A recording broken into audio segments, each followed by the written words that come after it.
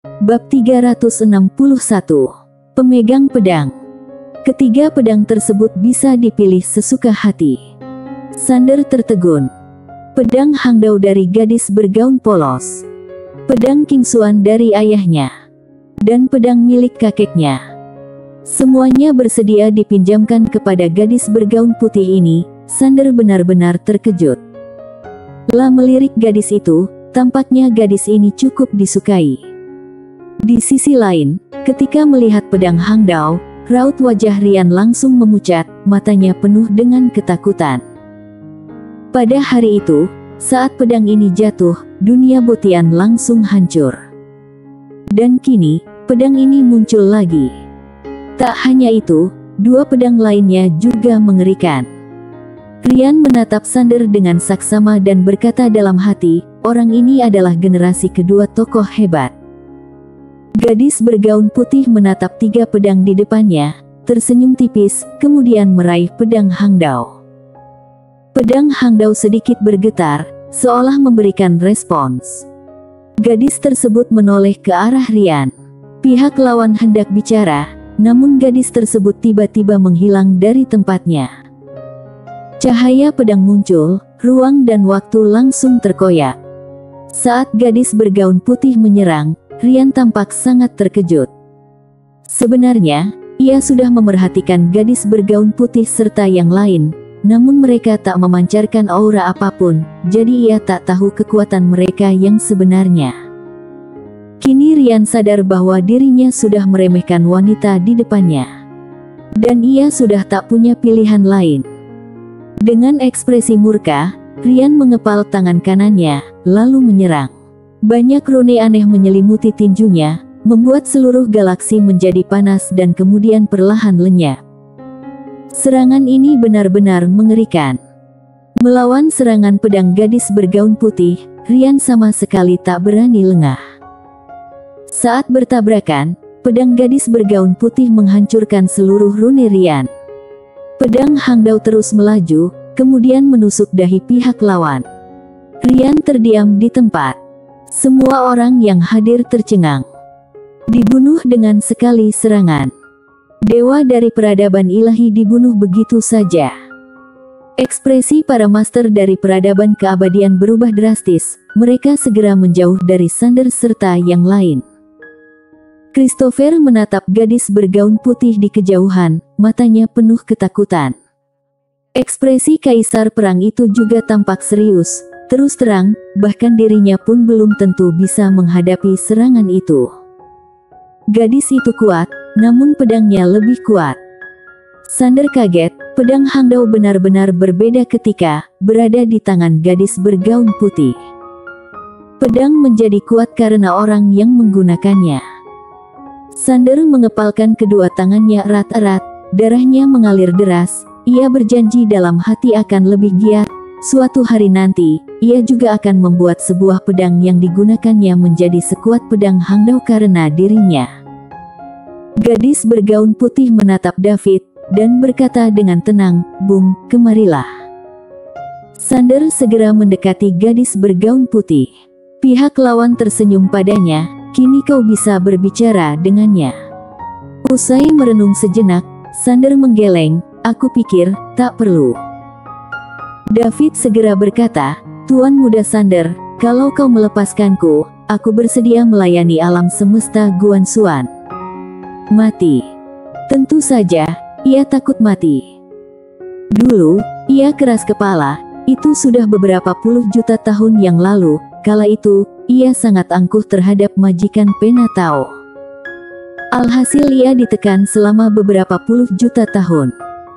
Dalam periode itu ia melewati hari-harinya dengan air mata. Dengan tak mudahnya mendapatkan kebebasan, ia tak ingin mati begitu saja. Sander mendesah dalam hati. Perkataan gadis bergaun putih benar, seringkali, lebih baik langsung bertindak daripada berbicara panjang lebar. Selama kau lebih kuat dari lawan, ia akan memohon untuk bernegosiasi denganmu.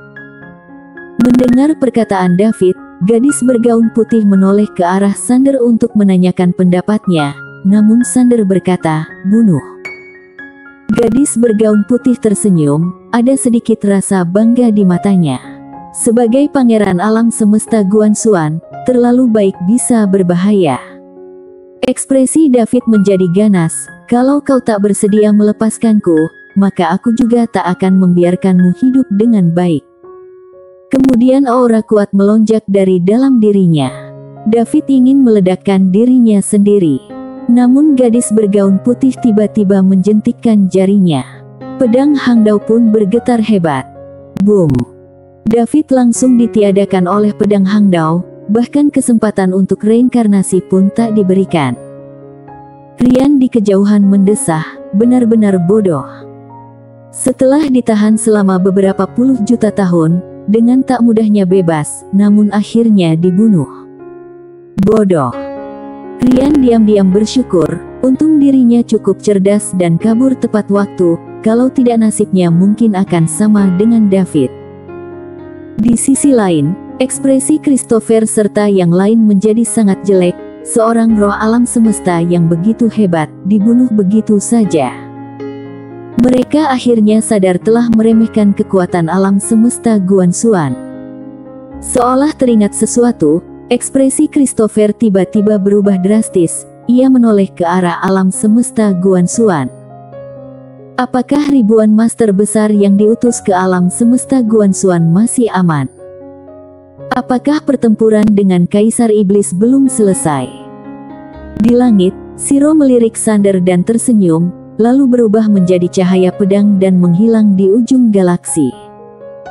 Saat Shiro pergi, gadis bergaun putih bersama Teza melihat ke atas.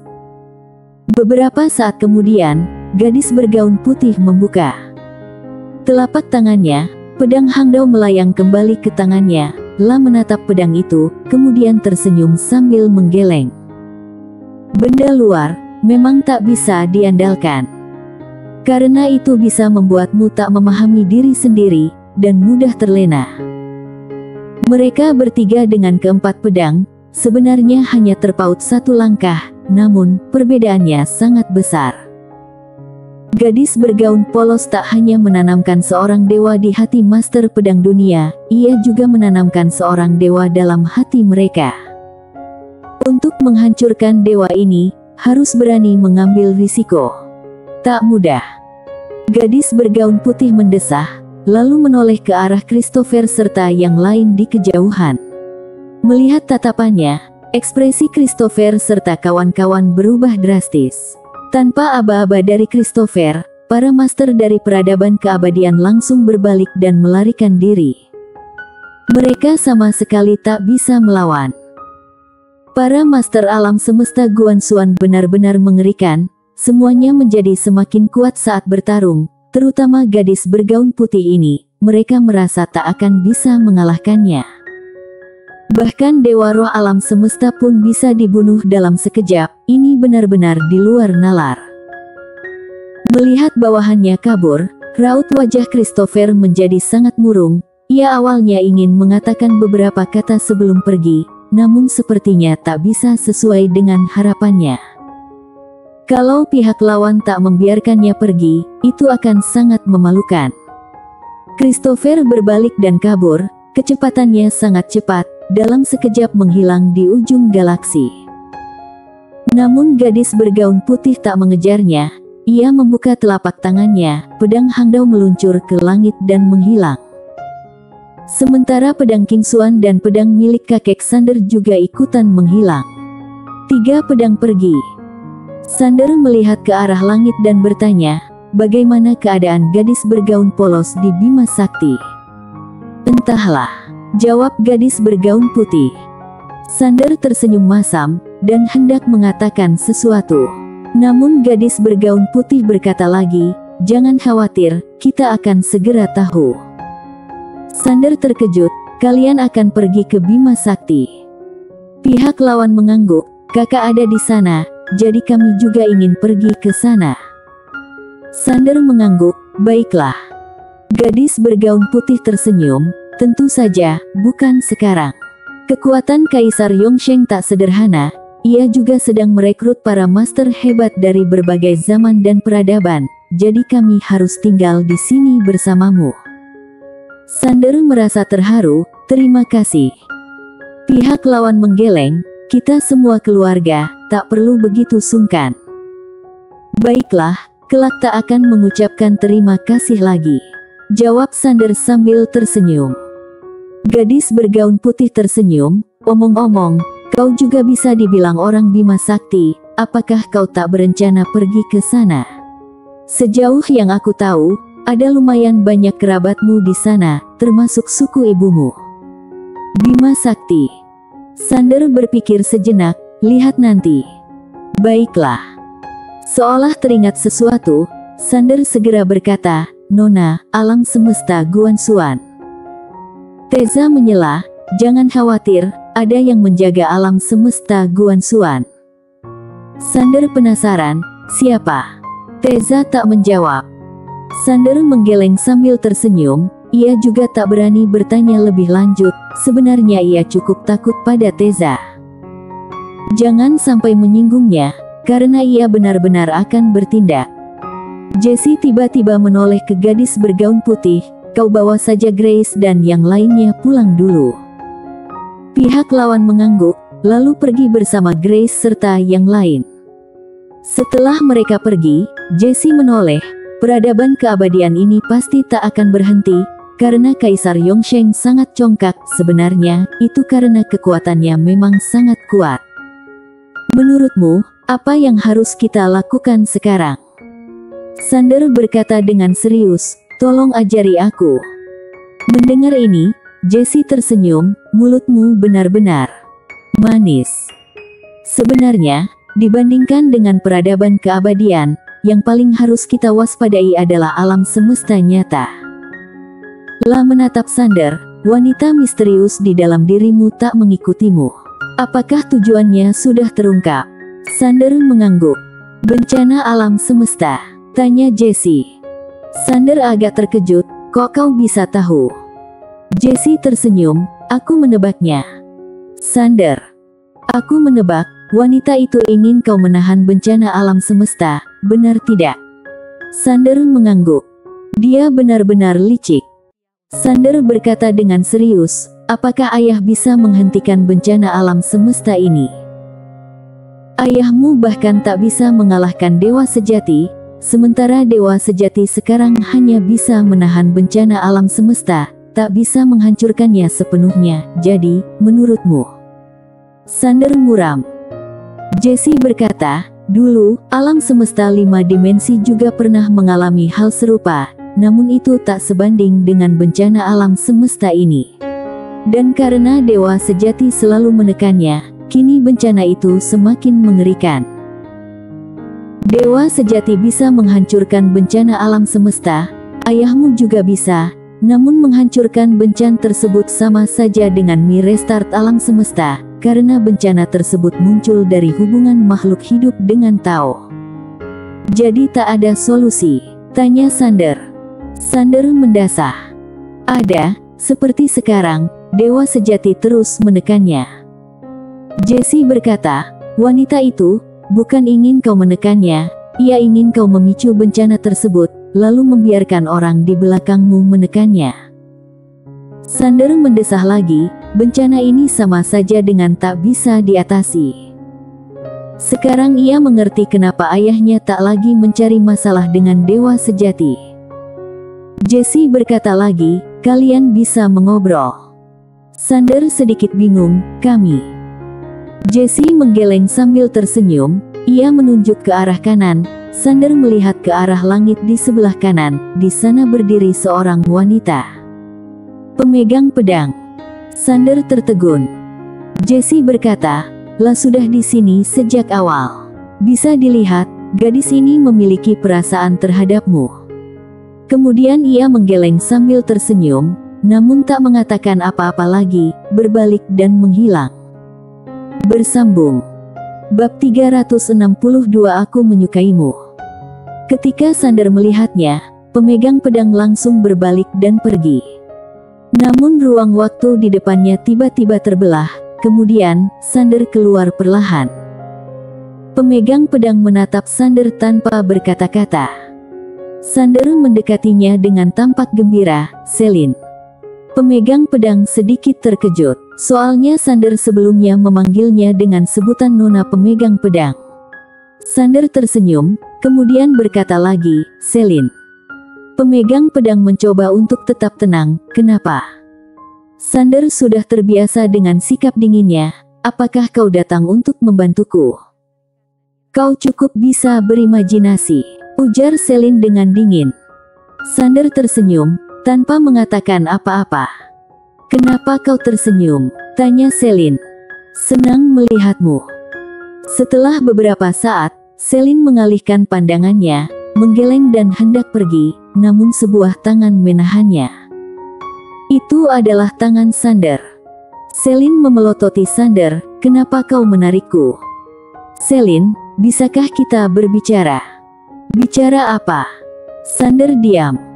Ada banyak hal yang ingin ia katakan, namun entah bagaimana mengutarakannya.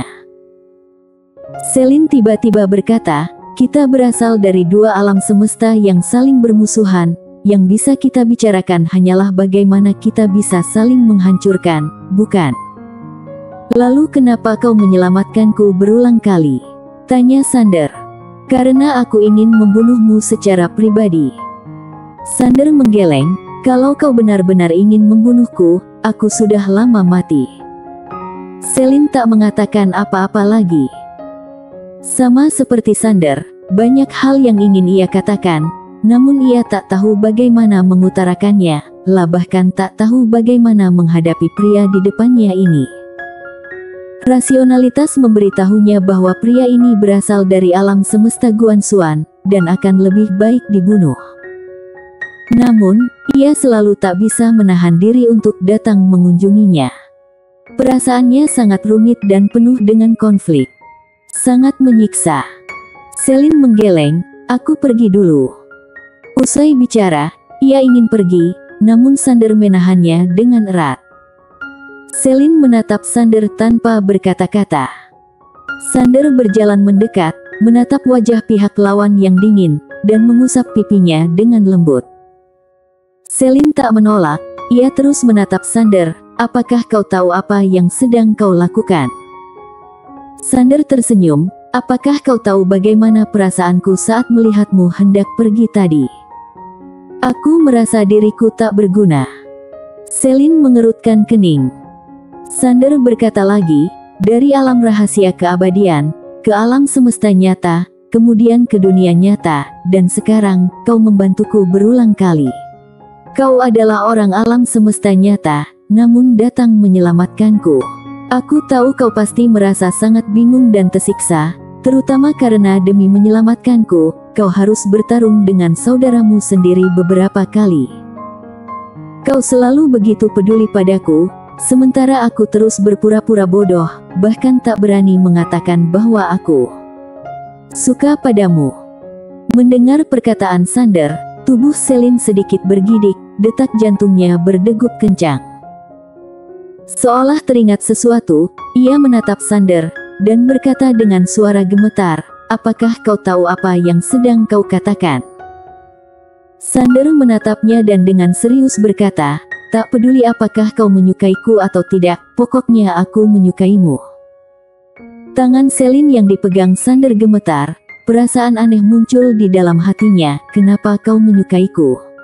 Kau dari alam semesta Guanxuan, sementara aku dari alam semesta nyata, kita adalah musuh, apakah kau lupa? Sander hendak bicara, namun Selin berkata lagi, kau tak akan mengkhianati alam semesta Guanxuan karena aku, dan aku juga demikian, jadi. Kemudian ia tiba-tiba mengerutkan kening, duh apa yang kukatakan, aku tak pernah mengatakan bahwa aku menyukaimu. Hampir keceplosan. Selin memelototi Sander, pria brengsek ini, benar-benar licik. Melihat Selin yang marah, Sander terdiam sejenak. Selin benar-benar cantik, kini ia tampak marah dan malu, pipinya sedikit memerah, tampak sangat mempesona, membuat hatinya berdebar-debar. Melihat Sander menatapnya dengan terpesona, pipi Selin semakin memerah, apa yang kau lihat? Kalau masih menatapku seperti itu, kubunuh kau. Sander menggenggam erat tangannya. Kau sungguh cantik. Selin terdiam, ia tak berani menatap Sander yang menatapnya dengan tatapan lembut. Setelah beberapa saat, ia berkata, kenapa kau mengatakan ini padaku? Sebelum ini, aku selalu menghindar, tak berani menghadapimu, karena setiap kali melihatmu, aku akan teringat kau adalah orang alam semesta nyata, kau adalah pemegang pedang, kita adalah musuh. Ujar Sander. Kita memang musuh, dan kelak pasti akan ada pertempuran sengit. Sander tiba-tiba menunduk dan mencium Selin. Dalam buku mengatakan, jangan berdebat dengan wanita, apalagi membahas benar dan salah. Ada konflik. Cium. Saat dicium oleh Sander, Selin terdiam, seolah tersengat listrik, pikirannya kosong sejenak. Setelah kembali sadar, ia secara refleks ingin melawan, namun tubuhnya terasa tak bertenaga. Sebenarnya, Sander juga merasa agak gugup, karena ini pertama kalinya ia mencium seorang wanita, namun ia tak bisa berpikir terlalu banyak. Merasakan kelembutan wanita di pelukannya, hati Sander menjadi sedikit kacau. Salah, maksudnya tangannya kehilangan kendali. Mulai meraba. Hehe. Sebuah tawa dingin tiba-tiba terdengar dari samping. Wajah Selin seketika berubah. Kekuatan pedang yang kuat melonjak keluar dari tubuhnya, membuat Sander terpental beberapa ratus meter. Setelah berhenti, Sander menoleh ke kanan dan melihat seorang wanita berdiri di sana, mengenakan baju panjang berwarna kuning muda yang anggun. Itu adalah Rosa. Sander mengerutkan kening, kok wanita ini bisa di sini? Dan, kenapa muncul pada saat seperti ini? Benar-benar pengacau. Sementara Selin yang marah dan malu menatap Sander dengan tajam, ia sangat ingin menghajar pria ini. Rosa melirik keduanya, dan tertawa sinis, hubungan gelap. Selin menatap Rosa, bukan urusanmu. Rosa hanya tersenyum dingin, tanpa berkata-kata. Sander langsung mendekati Selin, sementara Selin menodongkan pedangnya ke arahnya. Kalau kau mendekat lagi, kubunuh kau. Aku tak bermaksud jahat padamu, hanya saja, aku juga tak tahu, pokoknya aku sangat senang melihatmu, jadi, aku ingin menciummu, aku juga tak tahu apa yang terjadi padaku. Mungkin karena kau terlalu cantik, atau mungkin karena aku terlalu menyukaimu. Mendengar kata-kata Sander, mata Rosa melebar, ia tampak sangat terkejut. Perasaannya tak nyaman. Sialan. Pria brengsek ini sekarang bisa berkata manis. Kemarahan Selin mereda, melihat Sander yang agak gugup, hatinya melembut, dan pedang yang diangkat pun turun perlahan, jangan seperti ini lagi lain kali. Ekspresi Rosa tiba-tiba membeku, ia menatap Selin dengan mata terbelalak. Apakah ini benar-benar Selin yang ia kenal? Gawat. Rosa tahu, Selin pasti kemakan omongan pria brengsek ini. Bahkan tak marah dicium. Ini benar-benar gawat. Selin tak bisa dibiarkan terus seperti ini. Rosa segera berkata, Selin, pria brengsek ini sangat jahat, ia hanya pura-pura, aku sudah mengenalnya cukup lama. Aku tahu kepribadiannya, ia memiliki banyak kekurangan, sungguh. Selin melirik Rosa, apa kekurangannya? Rosa awalnya ingin mengatakan sesuatu, namun tiba-tiba terdiam. Kekurangan. Sander memiliki kekurangan apa? Jujur saja, setelah mengikuti Sander begitu lama, baik perilaku maupun kepribadian, Sander memang cukup baik. Meski ia adalah keturunan orang hebat, ia sama sekali tak angkuh, ia juga sangat gigih. Dalam hal karakter, ia benar-benar tak ada masalah. Namun Rosa harus menemukan kekurangannya, pria ini playboy, merayu banyak wanita. Seperti yang dikatakan kakak tertua, ia adalah tipe pria yang perhatian, memberikan kehangatan kepada semua wanita. Selin menoleh ke Sander, sementara Sander berkata, apakah maksudmu Bella? Rosa terdiam dan merasa tak tenang. Sementara Selin mengerutkan kening. Sander berkata, Nona Rosa, Kalau orang lain menyukaiku, itu urusan mereka, aku juga tak bisa mencegahnya. Namun, aku akui, aku memang tulus menyukai Bella, sama seperti aku menyukai Celine. Tentu saja, aku tak mengira bahwa segala sesuatunya adalah permainan yang diatur oleh Nona Rosa. Nona Rosa, aku harus akui keunggulanmu dalam bermain perasaan. Dalam hal ini aku mengaku kalah. Celine menatap Rosa dengan dingin, kau benar-benar tak tahu malu. Rosa. Rosa masih ingin mengatakan sesuatu, namun Sander tiba-tiba berjalan ke arahnya dan berkata dengan serius, Nona Rosa, kau sudah lama mengikutiku, selama ini, kau sering memberiku petunjuk, membantuku untuk berkembang, bahkan menyelamatkanku berkali-kali. Aku sangat menghormatimu, menganggapmu sebagai mentorku, bahkan hingga sekarang, aku tak pernah mengatakan hal buruk tentangmu. Namun kenapa kau menjelekkanku di depan Celine? Rosa menatap Sander, ia tak mengatakan apa-apa. Sander lanjut berkata, aku tahu, kau melakukan ini karena ingin membantu kakakmu. Namun, aku pikir kau cukup mengenal siapa aku. Kau sebelumnya begitu baik padaku, kalau kau mengalami kesulitan, mana mungkin aku tak membantu. Aku tahu bencana alam semesta adalah masalah yang sangat rumit, kalau ini benar-benar menyangkut keselamatan seluruh alam semesta, cukup jelaskan semuanya baik-baik. Karena aku sangat menghormatimu, aku pasti akan meminta bibiku, kakekku, dan pamanku untuk membantu mencari solusi.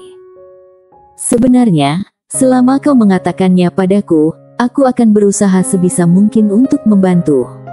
Karena, aku benar-benar menghormatimu, menganggapmu seperti keluargaku sendiri. Rosa menatap Sander, kedua tangannya tanpa sadar mulai mengepal dengan erat, hatinya sedikit bergetar. Tak menyangka posisinya di hati pria ini sebegitu penting. Bersambung.